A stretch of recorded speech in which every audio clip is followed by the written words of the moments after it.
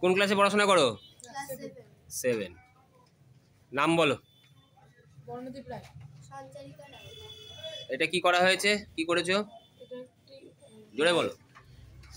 ব্যাটারির মাধ্যমে switch on করলে নাইক্রোম তারটা গরম হবে। নাইক্রোম তার গরম হবে, তাই তো? দেখি গরম।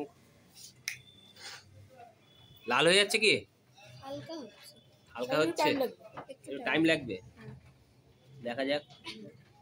ওরা অ্যাকচুয়ালি করেছে কি, যেটা সেটা হচ্ছে যে একটা বর্তনী তৈরি করেছে আর তার সঙ্গে নাইক্রোম তার এখানে লাগিয়ে দিয়েছে।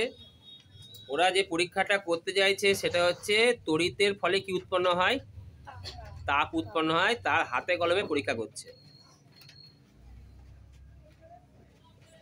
তাহলে এখানে তার হিসাবে কি ব্যবহার করেছে? নাইক্রোম তার। এই তো বর্ণের হালকা করে কি হয়েছে, সামান্য লালচে টাইপের আসছে আস্তে আস্তে। তাহলে আমরা কি বুঝলাম? তড়িৎ প্রবাহের ফলে কি উৎপন্ন হয়? তাপ উৎপন্ন হয়।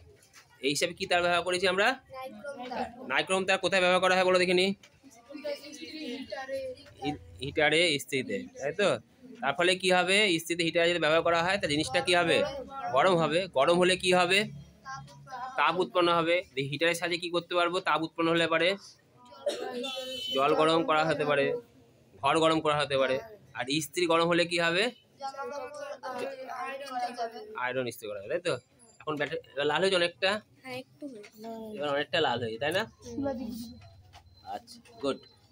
তা হাতে কলমে আমরা শিখলাম তড়িৎ প্রবাহের ফলে কি উৎপন্ন হয়? তাপ উৎপন্ন হয়। গুড।